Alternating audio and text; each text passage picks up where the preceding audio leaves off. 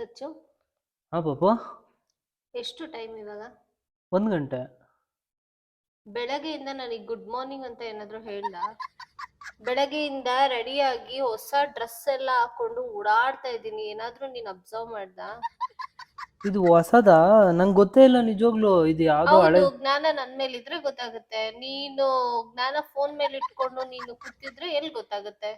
ಅಯ್ಯೋ, ಅದು ರಜಾ ಬೇರೆ ಇತ್ತಲ್ಲ ಒಂದಿನ ಸಂಡೇ, ಆರಾಮಾಗಿರೋಣ ಅಂತ ನಾನು. ಹಂಗಿದ್ರೆ ನಾನ್ ನಿನ್ನ ಆರಾಮ್ನ ಹಾಳ್ ಮಾಡ್ತಾ ಇದೀನಾ?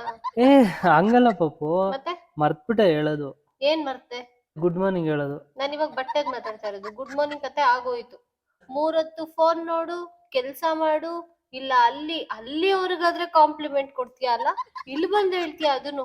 ಅಲ್ಲೊಬ್ರು ಸ್ಯಾರಿ ಹಾಕೊಂಡಿದ್ರು, ಏನ್ ಸಕ್ಕತ್ತಾಗಿ ಕಾಣಿಸ್ತಿತ್ತು ಗೊತ್ತಾ ಅಂತ. ಇಲ್ಲ, ನಾನು ಆ ಸ್ಯಾರಿ ನಿನಗೆ ಕೊಡ್ಸೋಣ ಅಂತ ನೀನು ಹೇಳಿದ್ದೆ. ಡವ್ ಮಾಡ್ಬೇಡ. ಮೊದ್ಲೆಲ್ಲ ನೀನ್ ಹಿಂಗಿರ್ಲಿಲ್ಲ, ಈಗೀಗ ಹಿಂಗಾಗಿರೋದು. ಮುಂಚೆ ಎಲ್ಲ ಎಷ್ಟ್ ಚೆನ್ನಾಗಿದ್ದೆ. ಹಳೆ ಬಟ್ಟೆ ಹಾಕೊಂಡಿದ್ರು ಚೆನ್ನಾಗೈತೆ ಅಂತ ಕಾಂಪ್ಲಿಮೆಂಟ್ ಕೊಡಿವೆ. ಅದೇ ಇವಾಗ ಕಣ್ಣೆತ್ ನೋಡೋದು ಇಲ್ಲ, ಹೊಸ ಬಟ್ಟೆ ಹಾಕೊಂಡು ಓಡಾಡ್ತಿದೀನಿ. ಹೊಸದೇ ಇದು, ಹಳೆ ತರ ಐತೆ ಅಂತೀಯಲ್ಲ, ನಾನು ಏನ್ ಹೇಳೋಣ?